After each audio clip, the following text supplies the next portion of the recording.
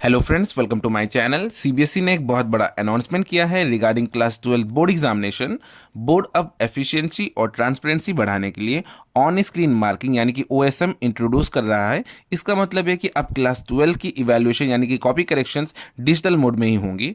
तो इस वीडियो में हम इसी सर्कुलर के बारे में डिस्कस करने वाले हैं, तो वीडियो को एंड तक देखिएगा ताकि कोई भी कंफ्यूजन ना आए। इनकेस अगर कोई डाउट है तो आप कमेंट बॉक्स के थ्रू पूछ सकते हैं। तो चलिए शुरू करते हैं। सबसे पहले बात करेंगे नए बदलाव की, यानी कि क्या क्या चेंजेस रहने वाले हैं। तो जो ऑन स्क्रीन मार्किंग की बात हो रही है, ये सिस्टम 2026 के एग्जामिनेशन से स्टार्ट होगा, सिर्फ क्लास 12 के लिए। ध्यान रहे कि क्लास 10 की जो आंसर बुक्स हैं वो पहले की तरह फिजिकल मोड पे ही चेक होंगी। सीबीएसई हर साल लगभग 46 लाख स्टूडेंट्स का एग्जाम लेता है इंडिया और 26 दूसरे देशों में। अब बात करेंगे ओएसएम के फायदे, यानी कि ऑन स्क्रीन मार्किंग के क्या क्या बेनिफिट्स रहने वाले हैं। तो इस डिजिटल चेकिंग के बड़े फायदे सोचे गए हैं as per the CBSE circular, जैसे कि मार्क्स कैलकुलेट करने में होने वाली गलतियां खत्म हो जाएंगी, मींस जीरो टोटलिंग एरर्स रहेगा। ठीक है, इवैल्यूएशन प्रोसेस फास्ट होगा और ज़्यादा टीचर्स पार्टिसिपेट कर पाएंगे, जिसकी वजह से फास्टर रिजल्ट मिलेंगे, मतलब जल्दी रिजल्ट डिक्लेयर हो पाएगा। टीचर्स अपने ही स्कूल में रहकर रेगुलर ड्यूटीज़ के साथ चेकिंग कर सकते हैं, तो ये कन्वीनियंट रहेगा फॉर टीचर्स कि वो अपने स्कूल में ही रह के उनको कहीं पे भी जाना नहीं पड़ेगा दूसरे स्कूल्स में, सेंटर हेड्स में। ठीक है, आंसर शीट को ट्रांसपोर्ट करने का खर्चा और टाइम दोनों बचेगा, यानी कि कॉस्ट एंड टाइम सेविंग भी रहेगा ये सीबीएसई के लिए।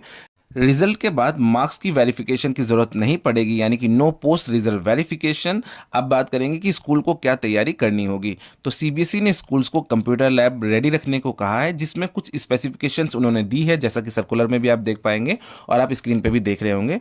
मींस कंप्यूटर लैब में पब्लिक आईडी यानी कि पब्लिक स्टैटिक आईपी एड्रेस होना चाहिए, ये ज़रूरी है। पीसी या लैपटॉप में विंडोज़ 8 या उससे अबव ओएस होना चाहिए।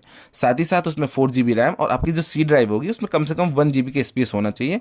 इंटरनेट की स्पीड कम से कम 2 Mbps होनी चाहिए और प्रॉपर बैकअप होना चाहिए, जैसे कि यूपीएस या जेनसेट। ठीक है, उसमें जो भी सिस्टम्स रहने वाले हैं कंप्यूटर लैब में, उसमें लेटेस्ट ब्राउज़र होना चाहिए, चाहे वो क्रोम हो, एज हो या फायरफॉक्स हो। उसमें एडोब रीडर इंस्टॉल्ड होना चाहिए। ठीक है, ये बेसिक सी रिक्वायरमेंट है जो कि आपके कंप्यूटर लैब में होनी चाहिए। अब बात करेंगे सीबीएसई के सपोर्ट प्लान की। तो सीबीएसई ने टीचर्स की हेल्प के लिए कुछ स्टेप्स लिए हैं, जैसे कि सभी टीचर्स जिनके पास ओएसिस आईडी है वो सिस्टम को लॉगिन करके समझ सकते हैं। ठीक है, मल्टीपल ड्राइव सेशंस यानी कि प्रैक्टिस सेशन और ट्रेनिंग प्रोग्राम कंडक्ट किए जाएंगे सीबीएसई की तरफ से। एक डेडिकेटेड कॉल सेंटर बनाया जाएगा इशू सॉल्व करने के लिए, और प्रॉपर इंस्ट्रक्शनल वीडियोस भी रिलीज किए जाएंगे सीबीएसई की तरफ से, ताकि टीचर्स समझ सकें क्या क्या स्टेप्स लेके वो कॉपी करेक्शन यानी कि ओएसएम का प्रोसेस कंप्लीट कर सकते हैं।